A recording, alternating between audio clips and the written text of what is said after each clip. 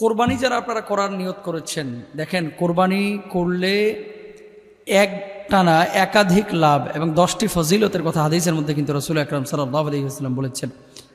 মদিনায় 10 বছর আল্লাহ রাসূল সাল্লাল্লাহু আলাইহি ওয়াসাল্লাম প্রতি বছর তিনি কোরবানি করেছেন। সুবহানাল্লাহ। তার মানে এই আমলটি আল্লাহর কাছে কিন্তু পছন্দনীয়। এই জন্য রাসূল আকরাম সাল্লাল্লাহু আলাইহি ওয়াসাল্লাম এই কোরবানি করেছেন। আকাম রাসূলুল্লাহ সাল্লাল্লাহু আলাইহি ওয়াসাল্লাম বিল মাদিনাতি 10 সিনিনা ইউদাহি। আল্লাহ রাসূল সাল্লাল্লাহু আলাইহি ওয়াসাল্লাম মদিনায় 10 বছর অবস্থান করেছেন এবং 10 বছরই তিনি কোরবানি করেছেন। সুবহানাল্লাহ। 1 নম্বর। 2 নম্বর আসেন 10টি ফজিলত। রাসূল আকরাম সাল্লাল্লাহু আলাইহি ওয়াসাল্লাম আরো বলছেন, মা আমিলা আদামিয়্যু মিন আমালিন ইয়াওমান নাহরি আহাব্বা ইলাল্লাহি মিন ইহরাকিদ দাম। আল্লাহ রাসূল সাল্লাল্লাহু আলাইহি ওয়াসাল্লাম বলেছেন, কোরবানির দিনে রক্ত প্রবাহিত করার চাইতে আল্লাহর কাছে এত বেশি আর কোনো প্রিয় আমল নেই। মানে আল্লাহর কাছে সবচেয়ে প্রিয় আমল কোরবানির দিনে হচ্ছে রক্ত প্রবাহিত করা এবং পশু কোরবানি করা। তারপরে আসেন রাসূল আকরাম সাল্লাল্লাহু আলাইহি ওয়াসাল্লাম আরও কি বলছেন, ইন্নাহা লাতাতি ইয়াউমাল কিয়ামাতি বিকুরুনিহা ওয়া আশআরিহা ওয়া আজলাফিহা ওয়া ইন্নাদ দামা লা ইয়াকাউ মিনাল্লাহি বিমাকানিন ক্বাবলা আন ইয়াকা মিনাল আরদ ফাত্তিবু বিহা নাফসা। সুবহানাল্লাহ।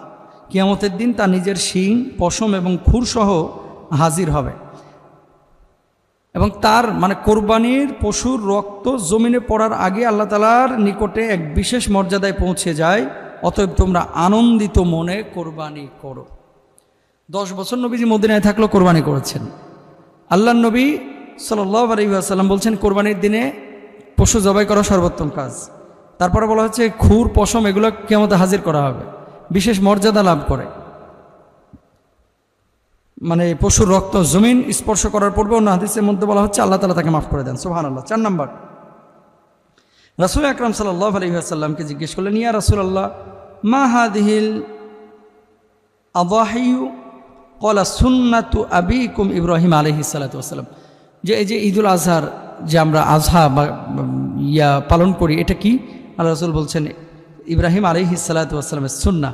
ইব্রাহিম নবীর সুন্নাহ মানে আল্লাহ সুবহানাহু ওয়া তাআলা এটা করতে বলেছেন এবং এটা ফজিলতের দিক থেকে অনেক ঊর্ধ্বে। তারপরে দেখেন 5 নম্বরে কি লাভ, প্রতিটি পশমের বিনিময়ে একটি করে নেকি দেওয়া হয়। কলু ফামালানা ফিহা ইয়া রাসূলুল্লাহ ক্বালা বিকুল্লি শারাতিন হাসানা। কলু ফাসসুফু ইয়া রাসূলুল্লাহ ক্বালা বিকুল্লি শারাতিন মিনাস সুফি হাসানা। সুবহানাল্লাহ। আল্লাহ রাসূল সাল্লাল্লাহু আলাইহি ওয়াসাল্লামের সাহাবীগণ বললেন, ইয়া রাসূলুল্লাহ এতে কি আমাদের জন্য সওয়াব আছে? তিনি বললেন, কোরবানির পশুর প্রত্যেকটি পশমের পরিবর্তে একটি করে প্রতিদান রয়েছে। আল্লাহু আকবার। সাহাবীগণ আবার জিজ্ঞেস করলেন, হে আল্লাহর রাসূল সাল্লাল্লাহু আলাইহি ওয়াসাল্লাম পশমওয়ালা পশুদের ব্যাপারে কি হবে? এদের পশম তো অনেক বেশি। তিনি বললেন, পশমওয়ালা পশুদের প্রতিটি পশমের পরিবর্তে একটি করে নেকি রয়েছে। ইবনে মাজার হাদিস। তারপরে 6 নম্বরে প্রথম ফোঁটা জমিনে পড়ার পূর্বেই মাফ করে দেওয়া হয়।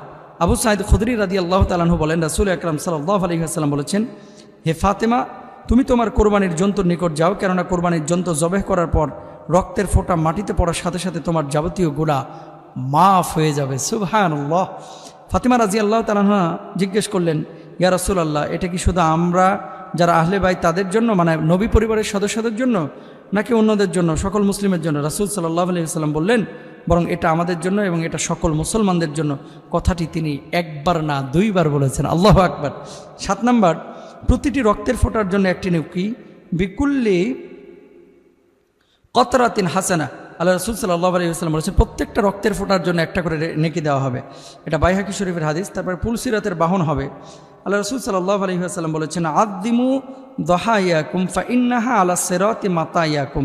তোমরা মোটা তাজা পশু কোরবানি করো, কেননা এটি পুলসিরাতে তোমাদের বাহন হবে। আল্লাহু আকবার। বিদ্যুতের গতিতে এই পশু আপনারে কি করে দেবে? জান্নাতে নিয়ে চলে যাবে। জাহান্নামের ঢাল হবে এই কোরবানির পশু। আল্লাহ রাসূল সাল্লাল্লাহু আলাইহি ওয়াসাল্লাম বলছেন, মান দহা তাইয়িবাতান বিহা নাফসু মুহতাসিবান লিউদহিয়াতিহি কানাত লাহু হিজাবাম মিনান নার। যে ব্যক্তি হাসি খুশি মনে সওয়াবের আশায় কোরবানি করবে, তার জন্য ওই কোরবানি জাহান্নাম থেকে বাঁচার জন্য দেয়াল হবে। 10 নম্বর, কুরবানির পশুর রক্ত, গোবর ও পশম ইত্যাদি নেকির পাল্লায় ওজন করা হবে।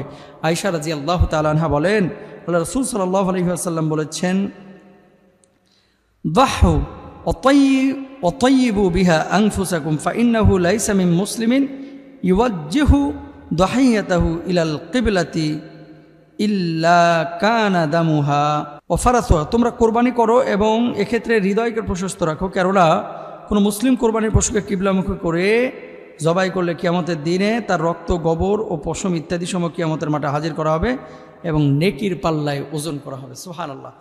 সুতরাং আমরা কি বুঝলাম? কোরবানি একটা ফজিলতের ইবাদত এবং আল্লাহ সুবহানাহু ওয়া তাআলার পক্ষ থেকে দেওয়া বিশেষ একটি উপহার। যদি আমরা এটা বাস্তবায়ন করতে পারি, আল্লাহ তাআলা আমাদেরকে ক্ষমা করবেন। আল্লাহ বোঝার তৌফিক দান করুন, আমিন।